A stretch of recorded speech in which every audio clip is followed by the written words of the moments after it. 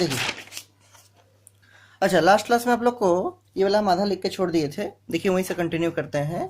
So that आपका जो focal length है वो रेडियस ऑफ कर्वेचर का हाफ होता है, या आप बोल सकते हैं कि जो आपका रेडियस ऑफ कर्वेचर है वो फोकल लेंथ का डबल होता है। ठीक है, इसको आपको स्फेरिकल मिरर में प्रूव करने के लिए आपका बोर्ड एग्जाम में देता है।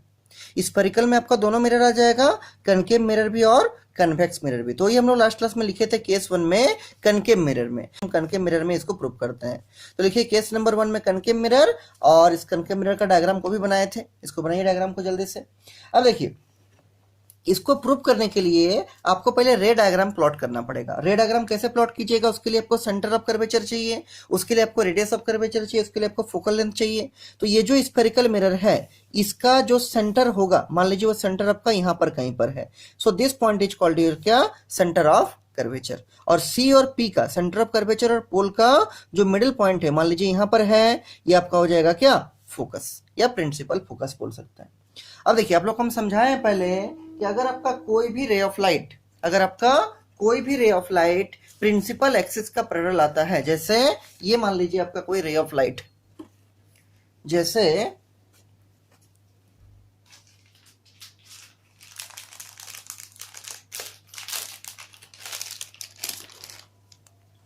ये मान लीजिए आपका कोई रे ऑफ लाइट है और ये बिल्कुल प्रिंसिपल एक्सिस के पैरेलल आ रहा है।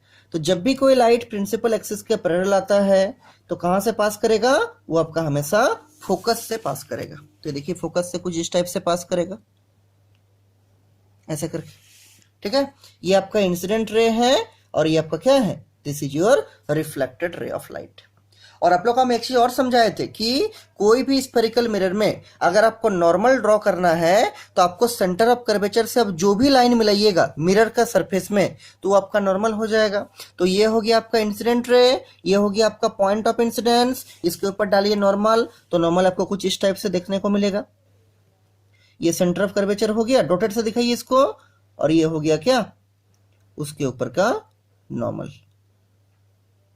ऐसे कुछ इस टाइप से। नाम इसका दे दीजिए, मान लीजिए ये जो पॉइंट है, ये पॉइंट आपका मान लीजिए एन डैश पॉइंट, कौन सा, नॉर्मल। ये हो गया इंसिडेंट रे, ये हो गया आपका पॉइंट ऑफ इंसिडेंस के ऊपर नॉर्मल, और ये हो गया आपका रिफ्लेक्टेड रे। आप लोग पढ़े हैं, इससे पहले आपको पढ़ाए थे कि जो इंसिडेंट रे और पॉइंट ऑफ इंसिडेंस के ऊपर जो नॉर्मल है उसके बीच का ये वाला जो एंगल होता है इसी को बोलते हैं क्या, एंगल ऑफ इंसिडेंस। और अगर हम एंगल ऑफ इंसिडेंस इसको बोलेंगे तो ये आपका नॉर्मल हो गया और ये आपका रिफ्लेक्टेड रे हो गया, तो इसके बीच का जो ये वाला एंगल होगा दिस इज योर क्या, एंगल ऑफ रिफ्लेक्शन। तो अगर हम एंगल ऑफ इंसिडेंस को मान लीजिए थीटा से दिखा रहे हैं तो जितना बड़ा एंगल ऑफ इंसिडेंस उतना ही बड़ा एंगल ऑफ रिफ्लेक्शन, तो एंगल ऑफ रिफ्लेक्शन भी क्या होगा, थीटा होगा। अब थोड़ा इसको देखिए, ये लाइन जो है, ये लाइन जो है प्रिंसिपल एक्सिस का लाइन आपका इंसिडेंट रे के बिल्कुल पैरेलल लिए हैं, और अगर ये दोनों लाइन आपस में पैरेलल है और ये कोई ट्रांसवर्सल इसको कट कर रहा है तो ये वाला एंगल जितना बड़ा होगा ये वाला एंगल भी उतना ही बड़ा होगा। दोनों को एंगल को क्या बोलेंगे, अल्टरनेट इंटीरियर एंगल, जिसको हिंदी में क्या बोलते हैं, एकांतर कोण। ये लाइन इसका पैरेलल है, ये कोई ट्रांसवर्सल कट कर रहा है, तो इस एंगल का वैल्यू इस एंगल के वैल्यू के बराबर आएगा। क्या नाम इसका, अल्टरनेट इंटीरियर एंगल। इतना क्लियर है पायल, देखिए आराध्या, हाँ माधवी आपको भी क्लियर है, हाँ सर। ठीक है। अब ध्यान दीजिए, आप लोग मैथ में पढ़े होंगे, मैथ में क्या पढ़े होंगे कि कोई भी जो ट्रायंगल होता है, जैसे अगर मान लीजिए ये कोई आपका ट्रायंगल है और इसका ये दोनों इंटरनल एंगल है, इसको अंदर का एंगल बोलते हैं, इन दोनों एंगल को जोड़िएगा, मान लीजिए एंगल 1 है और ये एंगल 2 है, तो इसका जो दोनों इंटरनल एंगल का सम होगा वो एक्सटर्नल एंगल के बराबर होगा, मतलब दिस एंगल इज योर 1 + 2 हो जाएगा। उसी कंसेप्ट को अगर हम इस ट्रायंगल में लगाएंगे, कौन सा ट्रायंगल, ये जो ये वाला ट्रायंगल है, तो इस ट्रायंगल में अगर आप ध्यान से देखिएगा ये दोनों उसका इंटरनल एंगल है, तो थीटा प्लस थीटा क्या हो जाएगा, 2 थीटा। तो इसका जो एक्सटर्नल एंगल है वो ये वाला है, तो इस एंगल का वैल्यू भी क्या हो जाएगा, this is your sum of this two internal angle, मतलब थीटा प्लस थीटा हो जाएगा 2 थीटा, तो ये जो एक्सटर्नल एंगल इसका वैल्यू क्या होगा, 2 थीटा। अब एक काम कीजिए, ये जो आपका पॉइंट ऑफ इंसिडेंस है, इस पॉइंट ऑफ इंसिडेंस से आप एक काम कीजिए, क्या कि प्रिंसिपल एक्सिस के ऊपर एक परपेंडिकुलर ड्रॉ कीजिए, वो भी डॉटेड लाइन में, कुछ इस टाइप से। अगर हम पॉइंट ऑफ इंसिडेंट से, पॉइंट ऑफ इंसिडेंट का मतलब क्या, इंसिडेंट रे जिस पॉइंट पे आके टकराएगा मिरर को, उसको बोलेंगे पॉइंट ऑफ इंसिडेंस। अगर हम इसके ऊपर एक नॉर्मल डालेंगे तो ये आपका नॉर्मल हो जाएगा और ये आपका क्या बनेगा 90 डिग्री, और इस पॉइंट को दे दीजिए point N, this is your point N. बस इतना ही आपको कंस्ट्रक्शन करना है। क्या दिखा है, एक इंसिडेंट रे आया यहां पर टकरा के, आपका अगर ये इंसिडेंट रे पैरेलल आ रहा है तो फोकस से पास करेगा। हमको देखना है एंगल ऑफ इंसिडेंस कौन सा, तो ये हो गया पॉइंट ऑफ इंसिडेंस, इसके ऊपर डाल दिए नॉर्मल। सी से जाने वाला कोई भी लाइन क्या होता है, मिरर के ऊपर नॉर्मल होता है, याद रखिएगा। तो ये इंसिडेंट रे, ये नॉर्मल, उसके बीच का ये एंगल होगा एंगल ऑफ इंसिडेंस, और ये नॉर्मल और ये रिफ्लेक्टेड रे, उसके बीच का ये वाला होगा एंगल ऑफ रिफ्लेक्शन। जितना बड़ा एंगल ऑफ इंसिडेंस उतना बड़ा एंगल ऑफ रिफ्लेक्शन, आई बराबर आर हो गया। क्योंकि ये प्रिंसिपल एक्सिस जो है वो इंसिडेंट रे का बिल्कुल पैरेलल है, इसीलिए क्या होगा आपका, और ये कोई ट्रांसवर्सल उसको कट कर रहा है, इसलिए ये जितना बड़ा एंगल ये भी उतना ही बड़ा एंगल। कौन सा एंगल है दोनों, इसको बोलेंगे अल्टरनेट इंटीरियर एंगल, मतलब एकांतर कोण जिसको हिंदी में बोलते हैं। उसके बाद क्या कंसेप्ट यूज किए कि इस ट्रायंगल में, अच्छा इसका कुछ नाम दे दीजिए इस पॉइंट का। मान लीजिए वाला जो पॉइंट है पॉइंट ऑफ इंसिडेंस, ये मान लीजिए पॉइंट क्यू है। तो कौन triangle, Q C F triangle में ये दोनों आपका इंटरनल एंगल का हो जाएगा, इसका जो सम आएगा वो आपका एक्सटर्नल एंगल के वैल्यू के बराबर आएगा, मतलब थीटा प्लस थीटा क्या होगा 2 थीटा, तो यहां पर लिख दिया 2 थीटा। उसके बाद क्या कंस्ट्रक्शन किए, क्यू से प्रिंसिपल एक्सिस के ऊपर एक नॉर्मल डाले हैं, 90 डिग्री डाले हैं पॉइंट एन में। बस इतना ही आपको याद रखना है। अब इसके बाद सुनिए, हमको क्या दिखाना है कि जो फोकल लेंथ है वो r/2 होगा, या जो रेडियस ऑफ कर्वेचर है वो 2 टाइम्स ऑफ फोकल लेंथ के बराबर। देखिए कैसे दिखाएंगे, बहुत ही सिंपल है। पहले एक ट्रायंगल देखिए, कौन सा ट्रायंगल, इस ट्रायंगल को देखिए, क्यू सी एन ट्रायंगल को, नीचे लिखिएगा in triangle Q C N. देखिए ये राइट एंगल ट्रायंगल का बात कर रहे हैं, Q C N.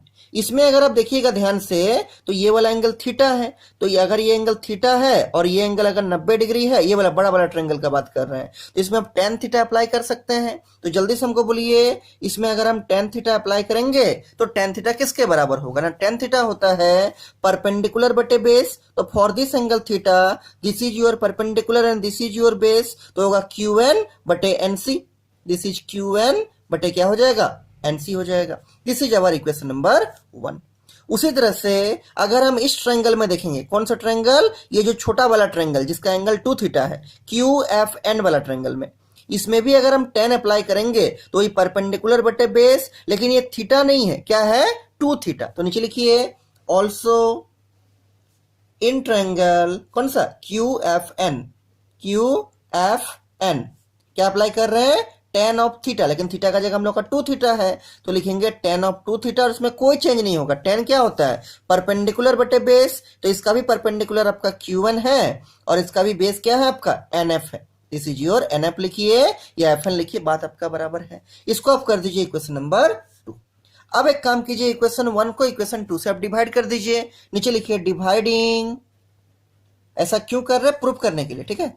Dividing equation 1 by equation 2 we get, देखिए क्या मिलेगा, 1 को 2 से डिवाइड कीजिए। डिवाइड कैसे करेंगे पायल, तो LHS को LHS में डिवाइड कीजिए, RHS को RHS में, बहुत ही सिंपल है। तो यहाँ क्या लिखिएगा LHS में, tan theta divide by tan 2 theta बराबर RHS साइड में क्या होगा QN बटे NC, this is QN divide by NC, इसमें क्या है this is your QN divide by NF हो जाएगा। अब ये Q1 से ये Q1 आपका कट जाएगा और यहाँ क्या बचेगा, यहाँ बचेगा 1 बटे NC डिवाइड बाय 1 बटे NF हो जाएगा। इसको जब सॉल्व कीजिएगा ये उलट के ऊपर चला जाएगा, ये नीचे आ जाएगा, तो ये कुछ ऐसा होगा क्या, NF बटे NC, this is your NF बटे NC। तो नीचे लिख दीजिए therefore the value of tan theta बटे tan 2 theta is equal to NF बटे NC। इसको आप करके रखिए इक्वेशन नंबर 3। अरे बोलिए क्लियर है यहां तक, पायल माधवी? हाँ सर। ठीक, अब आगे देखिए सुनिए, आपको जो एपर्चर लेना है, आप लोग को लास्ट क्लास हम समझाए थे एपर्चर का मतलब क्या। एपर्चर का मतलब कोई भी जो स्फेरिकल मिरर होता है उसका रिफ्लेक्टिंग सरफेस का जो डायमीटर होता है ना, उसी डायमीटर को हम लोग बोलते हैं एपर्चर। तो कोई भी जो मिरर होता है, उस ये वाला जो मिरर हम लोग लिए हैं, इस मिरर में जो एपर्चर है वो बहुत छोटा होगा, मतलब इसका जो डायमीटर होगा बड़ा दिखाए हैं लेकिन वास्तव में क्या होगा, बहुत छोटा होगा।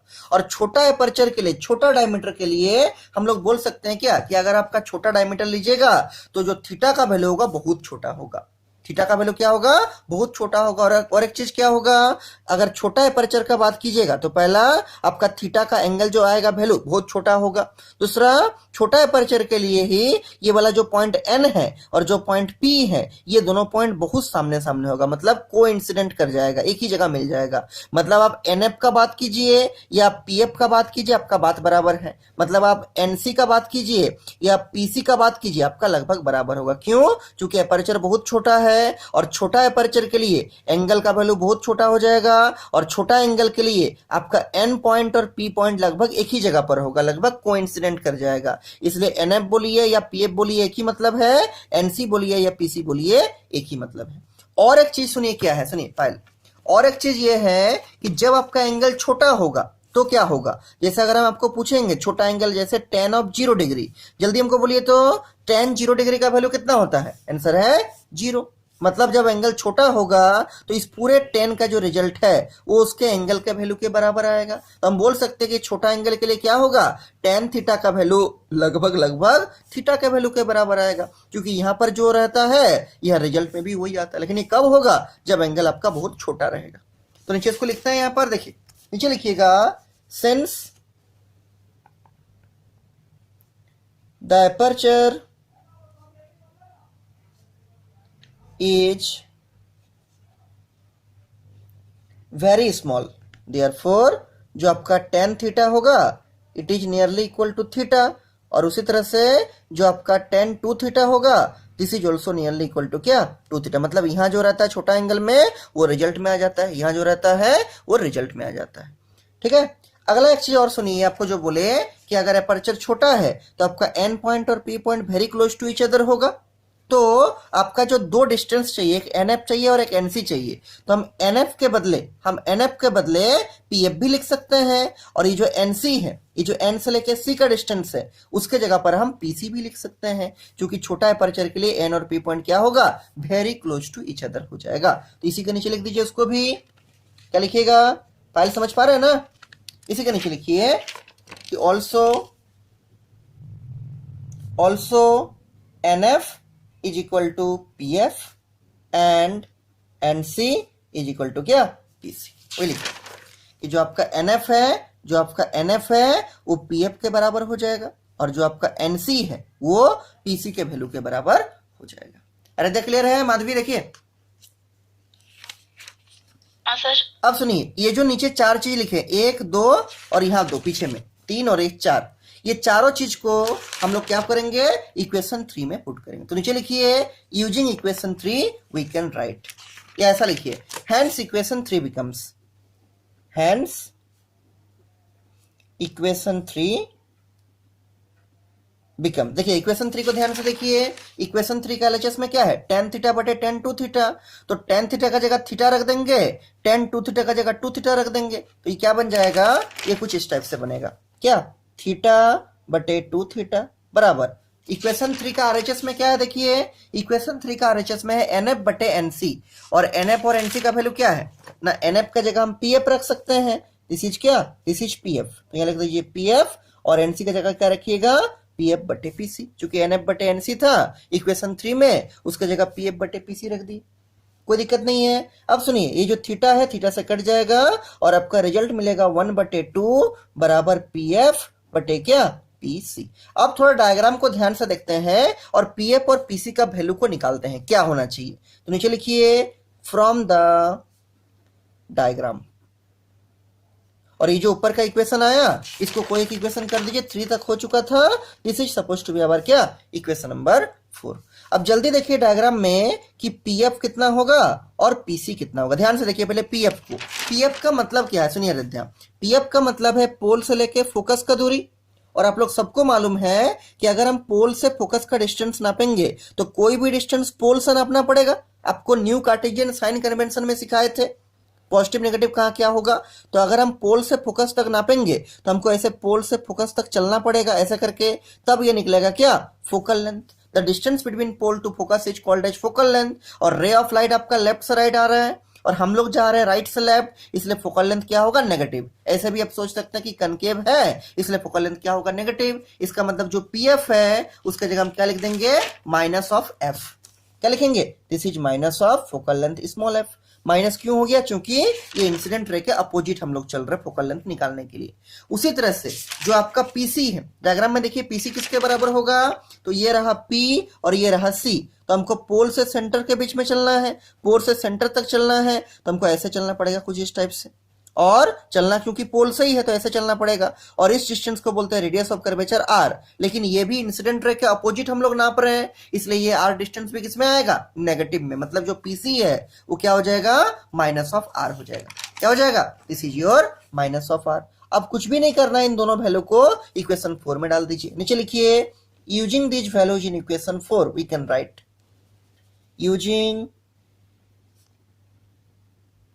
these values in equation 4 we can write। डालिए इसको, क्या होगा, 1/2 रहेगा, पी एफ के जगह पर हो जाएगा minus of small F, PC के जगह हो जाएगा माइनस ऑफ आर। ये माइनस से माइनस कट जाएगा और इस आर को ऊपर लाइए तो बनेगा आर बटे 2 बराबर एफ। घुमा के लिखिए, दैट एम्प्लाइज एफ बराबर क्या मिल गया, आर बटे 2 मिल गया। या फिर अगर क्रॉस मल्टीप्लाई कीजिएगा तो आर बराबर क्या, 2f मिलेगा। तो इसी को बोल सकते हैं क्या, R is equal to 2 times of F. ये आपका प्रूफ होगी, समझे। नीचे लिख दीजिए, this is the required relation, या this is the required formula. ये कौन सा हुआ, कनकेव मिरर का हुआ। बोलिए क्लियर है। पायल देखिए, आराध्या, अपर्णा देखिए, यस सर। ठीक है। माधवी आपको भी क्लियर है पूरा, हाँ सर। ठीक है। तो ये आपका फर्स्ट केस हो गया। कौन सा केस, कनकेव मिरर का। मान लीजिए आपको यही वाला क्वेश्चन बोला है कि f बराबर r/2 या r बराबर 2f प्रूफ कीजिए, लेकिन कन्वेक्स मिरर में। तो एकदम हूबहू ऐसे ही सेम टू सेम करना है, केवल आपका रे डायग्राम थोड़ा चेंज हो जाएगा। कैसे होगा देखिए, उसको भी आपको समझाते हैं हम तुरंत। तो नीचे लिखिए केस नंबर 2, नीचे लिखिएगा केस नंबर 2। क्या लिखिएगा, for convex mirror, for convex mirror. देखिए, तो पहले इसका रे डायग्राम ड्रॉ करते हैं। तो मान लीजिए ये आपका कोई कन्वेक्स मिरर कुछ इस टाइप से है। इसका अंदर वाला सरफेस कलरिंग होता है ऐसा करके, और बाहर वाला सरफेस क्या होगा, रिफ्लेक्टिंग हो जाएगा। बाहर वाला रिफ्लेक्टिंग है और इस पे डाल दीजिए क्या, principal axis. So this is our principal axis. और इसका ये मान लीजिए हो जाएगा सेंटर ऑफ कर्वेचर, और ये हो जाएगा इसका क्या, पोल ऑफ द मिरर। और बीच वाला जो एक पॉइंट होता है एकदम बीच में, उसको बोलते हैं फोकस, प्रिंसिपल फोकस। इसमें भी वही सेम रूल है कि अगर मान लीजिए कोई ray of light principal axis का पैरेलल आता है तो क्या होगा, राध्या बोली, a light coming parallel to principal axis क्या होगा, तो ये डाइवर्ज कर देगा उसको, और ऐसा लगेगा कि वो कहां से निकलता हुआ दिख रहा है, फोकस से। ठीक है, ऐसा, हाँ, फोकस से जाएगा नहीं, ऐसा लगेगा कि वो फोकस से निकलता हुआ, हाँ, दिख रहा है। ऐसा करके इधर से चला जाएगा और ऐसा लगेगा कि वो फोकस से निकलता हुआ दिख रहा है। इसको डॉटेड से बनाना, इधर वाला फोकस से निकलेगा नहीं, फोकस से निकलता हुआ दिख रहा है। अब देखिए, ये हो गया आपका इंसिडेंट रे, ये हो गया आपका रिफ्लेक्टेड रे। हमको देखना है आपका एंगल ऑफ इंसिडेंस कौन सा, एंगल ऑफ रिफ्लेक्शन कौन सा। उसके लिए इस पॉइंट ऑफ इंसिडेंस पे डालना पड़ेगा क्या, नॉर्मल। डाल दीजिए नॉर्मल। नॉर्मल का मतलब क्या, कभी भी कोई भी स्फेरिकल मिरर रहेगा उसको सेंटर ऑफ कर्वेचर से जो लाइन मिलाएंगे वही लाइन आपका क्या कहलाएगा, नॉर्मल टू द मिरर कहलाएगा। तो ये हो गया आपका पॉइंट ऑफ इंसिडेंस, ये हो गया आपका सेंटर ऑफ कर्वेचर। इसको मिला दीजिए यहाँ से डॉटेड लाइन से, जो लाइन बनेगा वही इसके ऊपर क्या हो जाएगा, नॉर्मल हो जाएगा। देखिए कुछ इस टाइप से, this is your normal drawn on the point of incidence. और इसको कहां से मिलाए हैं, सेंटर ऑफ कर्वेचर से। सेंटर ऑफ कर्वेचर से जो भी लाइन खींचते हैं वो हमेशा मिरर सरफेस में क्या होगा, नॉर्मल होगा। अब देखिए इसके बाद क्या करना है कि ये आपका इंसिडेंट रे, ये आपका क्या हो गया, नॉर्मल। तो इसको बोलेंगे क्या, एंगल ऑफ इंसिडेंस। मान लीजिए इसको हम लेते हैं theta, this is suppose to be theta, या आई का वैल्यू थीटा लिए हैं, तो ये आपका रिफ्लेक्टेड रे, ये आपका नॉर्मल, तो इसके बीच जो ये वाला एंगल होगा इसको बोलेंगे एंगल ऑफ रिफ्लेक्शन, और जितना बड़ा एंगल ऑफ इंसिडेंस उतना ही बड़ा एंगल ऑफ रिफ्लेक्शन। तो अगर इसको हम थीटा लिए हैं तो ये भी कितना हो जाएगा, this should also be equal to theta. ठीक, अब यहाँ थोड़ा ध्यान दीजिए, देखिए ये जो लाइन है और ये जो लाइन है आपस में पैरेलल है, और ये उसको ट्रांसवर्सल कट कर रहा, ये कोई ट्रांसवर्सल है, ये लाइन इस लाइन का पैरेलल है, ये कोई ट्रांसवर्सल है, तो ये वाला जितना एंगल होगा ये वाला भी उतना ही एंगल होगा। क्यों, करस्पॉन्डिंग एंगल। ठीक, हिंदी में क्या बोलते हैं हमको याद नहीं है, लेकिन इंग्लिश में इसको क्या बोलेंगे, करस्पॉन्डिंग एंगल। ये लाइन इसका पैरेलल है और ये एक ट्रांसवर्सल कट कर रहा है, तो this angle is equal to this angle, corresponding angle. और एक चीज देखिए, ये लाइन को ध्यान से देखिए और इस लाइन को ध्यान से देखिए, तो ये वाला जो एंगल होगा वो इस एंगल के बराबर होगा, इसको बोलते हैं वर्टिकली अपोजिट एंगल। हिंदी में क्या बोलते हैं, शीर्षाभिमुख कोण। पढ़े हुए क्लास 10 में या 9 क्लास में। तो ये एंगल भी थीटा तो इसको भी थीटा, ये एंगल भी थीटा तो ये वाला भी थीटा। अब फिर वही वाला ट्रायंगल का प्रॉपर्टी यूज करेंगे कि किसी भी ट्रायंगल, जैसे इसमें क्या देखिएगा, वही सेम नाम दे रहे हैं, मान लीजिए ये वाला पॉइंट का नाम मान लीजिए देते हैं Q, this is the point Q, जो आपका पॉइंट ऑफ इंसिडेंस Q है, और ये जो नॉर्मल वाला लाइन है इसका नाम देते हैं n डैश, और इस पॉइंट ऑफ इंसिडेंस से इस प्रिंसिपल एक्सिस के ऊपर एक डालते हैं परपेंडिकुलर, और इस पॉइंट को क्या देंगे, पॉइंट n देंगे। This point is your point n, जो आपका नॉर्मल है। और यहां पर देखिए, अगर ट्रायंगल बात कीजिएगा QCF ट्रायंगल का, इस ट्रायंगल में ये दोनों आपका इंटरनल एंगल है, इन दोनों का जो सम होगा वो इसके एक्सटर्नल एंगल के वैल्यू के बराबर। तो अगर ये थीटा प्लस थीटा 2 थीटा हो जाएगा तो इसका एंगल का वैल्यू क्या होगा, दिस इज योर 2 थीटा। बोलिए पायल, यहां तक क्लियर है? माधवी देखिए,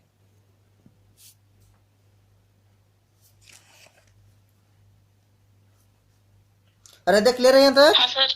ठीक, आगे देखिए, सुनिए, इतना ही आपको डायग्राम याद रखना है। आगे क्या है, आप यहाँ फिर से वही दो ट्रायंगल को देखिए। पहला कौन सा ट्रायंगल, QNC ट्रायंगल, तो नीचे लिखिए इन ट्रायंगल, ये बड़ा वाला QNC राइट एंगल ट्रायंगल है, QNC। इसमें अगर आप tan थीटा, ये एंगल थीटा है, इसमें लगाइए tan थीटा, सेम चलेगा एकदम। tan थीटा क्या होगा, परपेंडिकुलर बटे बेस, तो for this angle theta this is your perpendicular QN and this is your base NC, तो क्या लिखिएगा, QN बटे NC। This is your equation number 1।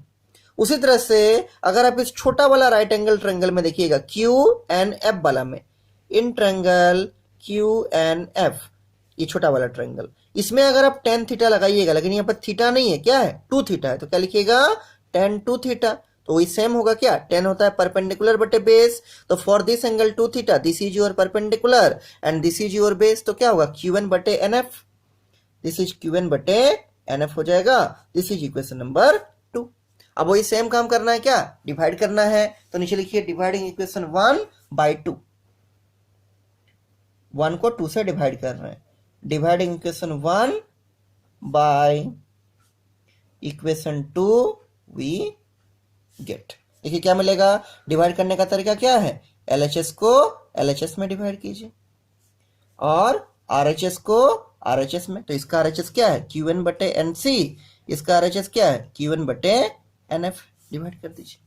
तो क्या होगा, QN से QN कटेगा, बचेगा यहाँ पर क्या, 1 बटे NC, और यहाँ बचेगा 1 बटे NF। तो ये बाई का बाई में उलट के ऊपर चला जाएगा, क्या होगा, दिस इज योर NF बटे NC हो जाएगा। तो सजा के लिखिए, देयरफॉर क्या मिल गया, tan theta by tan of 2 theta, this will be equal to NF बटे NC। This is your equation number 3। एकदम सेम टू सेम बनेगा, इसके पहले वाला जो प्रूफ दिखाया ना और ये वाला जो प्रूफ है, इसमें कोई डिफरेंस नहीं होगा, एकदम सेम टू सेम दोनों में प्रूफ होगा। इसके बाद का बात बोलिए, क्या बोलेंगे हम लोग, कि आपका जो एपर्चर है वो बहुत छोटा है, तो इसे लिखिए जैसे इसमें लिखे थे, क्या लिखिएगा, since the aperture is very small, वैसे लिखिए यहां पर भी, since the aperture is very small. तो उस केस में क्या हो जाएगा, आपका पहला तो tan थीटा का वैल्यू थीटा के बराबर होगा, is nearly equal to theta, और tan 2 थीटा का value is nearly equal to 2 theta. छोटा एंगल में जो एंगल होता है ना वही रिजल्ट के बराबर होता है tan में, ध्यान रखिएगा, क्योंकि tan 0 का वैल्यू 0 होता है। और दूसरा क्या बोले, आपका ये एन पॉइंट जो है छोटा अपर्चर के लिए एन पॉइंट और पी पॉइंट बहुत क्लोज टू इच अदर होगा, तो आप एन एफ बोलिए या पी एफ बोलिए, बात बराबर है। आप एन सी बोलिए या पी सी बोलिए, बात आपका बराबर है। तो उसको लिख दीजिए नीचे में, क्या लिखिएगा, नीचे लिखिएगा एन एफ जो होगा वो आपके पी एफ के वैल्यू के बराबर, एन सी जो आपका होगा वो आपके पी सी के वैल्यू के बराबर हो जाएगा। ठीक, अब ये चारों चीज को इक्वेशन 3 में डाल दीजिए, नीचे लिखिएगा hence equation 3 becomes, hence equation 3 becomes, देखिए इक्वेशन 3 क्या हो जाएगा, इक्वेशन 3 आपका इसको डालिए यहां पर तो क्या होगा, थीटा टेन थीटा का जगह पर थीटा हो जाएगा और टेन टू थीटा का जगह पर टू थीटा हो जाएगा। ठीक है, बराबर एन एफ का जगह हो जाएगा पी एफ और एनसी का जगह हो जाएगा क्या, दिस इज पीसी। तो ये वाला आपका थीटा से थीटा कट जाएगा और क्या होगा, देखिए यहां पर बचेगा आपका, पीछे लिख देते हैं, यहां तक हो गया ना हृदय, देखिए हाँ सर। ठीक है, नीचे लिखिए 1/2 बचेगा, तो यहाँ पर लिखिए बाएं साइड में दिस इज योर 1/2 बराबर, यहाँ पर क्या बचेगा, पी एफ बटे पी सी, लिख दीजिए पी एफ बटे P C, this is your P F बटे P C and this is your equation number कितना हुआ था, इक्वेशन नंबर आपका 3 तक हो गया था, दिस इज इक्वेशन 4। अब डायग्राम से निकालिए पी एफ पी सी क्या होगा, तो नीचे लिखिएगा फ्रॉम द डायग्राम, देखिए पी एफ क्या हो जाएगा और पी सी क्या हो जाएगा, तो देखिए डायग्राम से समझते हैं। तो ये हो गया आपका P और सॉरी ये हो गया आपका P और ये हो गया आपका F। तो पोल से फोकस के बीच का डिस्टेंस, पोल से फोकस के बीच का डिस्टेंस, इसको तो फोकल लेंथ बोलते हैं। और चूंकि इंसिडेंट रे आपका ऐसे जा रहा है और डिस्टेंस को भी हम लोग को पोल से ही नापना है, तो हम लोग को भी ऐसे ही चलना पड़ेगा। अगर दोनों का डायरेक्शन सेम होता है तो डिस्टेंस किस में होगा, पॉजिटिव, मतलब जो पी एफ होगा वो जो फोकल लेंथ एफ निकलेगा वो एफ किस में आएगा, पॉजिटिव में, मतलब ये हो जाएगा क्या, plus small F, this is your plus small F. जो आपका पीसी होगा, ध्यान से देखिए पीसी क्या होगा, बोलिए, ये हो गया आपका पोल, ये हो गया आपका सेंटर ऑफ कर्वेचर। तो पोल से जो सेंटर ऑफ कर्वेचर के बीच का डिस्टेंस होता है इसको बोलते हैं इसका क्या, रेडियस ऑफ कर्वेचर आर। लेकिन इंसिडेंट रे आपका इधर जा रहा है और हम लोग को भी पोल से उधर ही नापना पड़ेगा, क्योंकि कोई भी डिस्टेंस पोल से नापना है तो जिधर आपका इंसिडेंट रे उधर ही हम लोग जा रहे हैं, इसलिए डिस्टेंस किस में होगा, पॉजिटिव में। तो क्या होगा, आर के जगह पर भी आपको पॉजिटिव रखना पड़ेगा। So this is your plus R, क्या हो जाएगा Radhya, this is your plus R, इन दोनों को पुट कर दीजिए। तो नीचे लिखिएगा क्या, ऐसे इसमें लिखे थे कि using this values in equation 4 we can write, using this values in equation 4 we can write, क्या हो जाएगा, 1/2 हो जाएगा बराबर पी एफ, पी एफ का जगह हो जाएगा स्मॉल एफ और पीसी का जगह क्या होगा, कैपिटल आर। इसको इधर लाइए तो ये बनेगा r/2 बराबर f। ठीक है, और सजा के लिखिए therefore f will be equal to r/2 हो जाएगा, या फिर अगर आप क्रॉस मल्टीप्लाई कीजिएगा तो 2f बराबर r, या फिर r बराबर 2f और r इक्वल टू क्या, 2 into f, ये हो जाएगा। नीचे लिख दीजिए this is the required relation, this is the required, बोलिए राधा, क्लियर है, पायल आपको साउंड आ रहा है, यस सर। ठीक है, माधवी आपको भी क्लियर है अपर्णा, यस सर। ठीक है। तो ये आपका 3 नंबर, हाँ तो ये आपका 3 नंबर का क्वेश्चन हो गया। ठीक है, 2 क्वेश्चन पूछता है, कभी कभी पूछता है कनकेव मिरर में प्रूव कीजिए ये वो रिलेशन, और कभी कभी बोलता है कन्वेक्स में प्रूव कीजिए, जिसमें बोलेगा उसमें आप इसको आराम से प्रूव करके दिखा सकते हैं। अगला देखिए, और एक ऐसे ही क्वेश्चन आपको प्रूव करने वाला देता है मिरर फॉर्मूला। जल्दी बोलिए तो, किसी को याद है मिरर फॉर्मूला क्या होता है, बोलिए जी, व्हाट इज मिरर फॉर्मूला, बोलिए, 10th क्लास में पढ़े थे ना, दर्पण सूत्र, बोलिए जी, नहीं याद है राध्या, आप लोगों को तो हम खुद पढ़ाए थे। क्या होता है मिरर फॉर्मूला माधवी, 1/f बराबर 1/v प्लस 1/u। ठीक है, किसी भी मिरर में focal length f, object distance u, image distance v के बीच में जो रिलेशनशिप होता है उसी को हम लोग क्या बोलते हैं, मिरर फॉर्मूला। तो नीचे लिख दीजिए इसको, the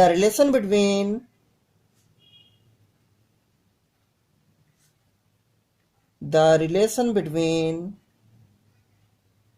object distance u, comma देकर लिखिए image distance v and focal length f in case of a spherical mirror.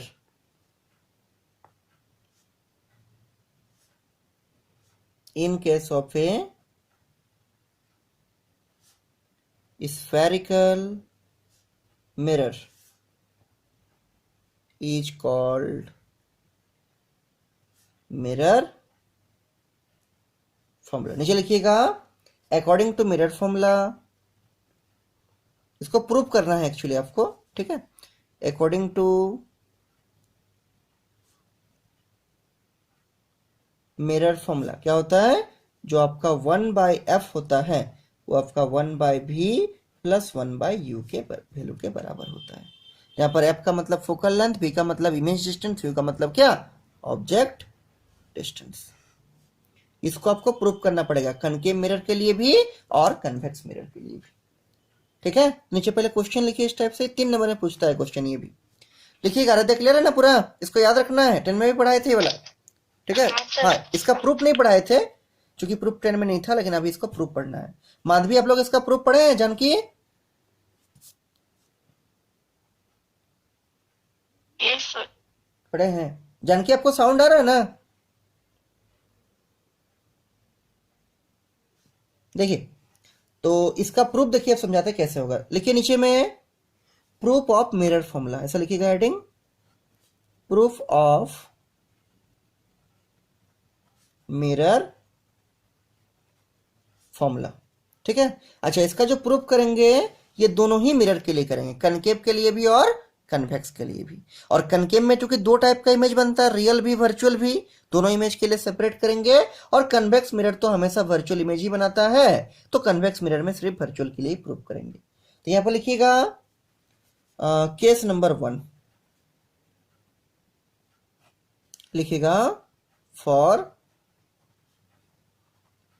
Concave mirror, और ब्रैकेट में क्या कीजिएगा, रियल इमेज।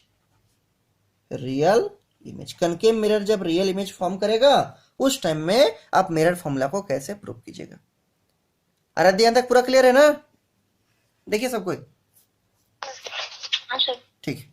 अच्छा, इसका प्रूफ वाला ना आपको अगले क्लास में करा देंगे, ठीक है। इसको आज को यहीं पर रखते हैं, अगले क्लास में इसका प्रूफ वाला होगा, ठीक है। अगला क्लास आपका फिजिक्स का परसों को होगा, कल को मैथ क्लास होगा पहले, तो इसका प्रूफ वाला पार्ट हम अगले क्लास में आपको करा देंगे, ठीक है। माधवी, आराध्या देखिए, हाँ सर। ठीक है, ठीक है। फिर इसको, हाँ ठीक है, फिर इसको यहीं तक रखते हैं आज।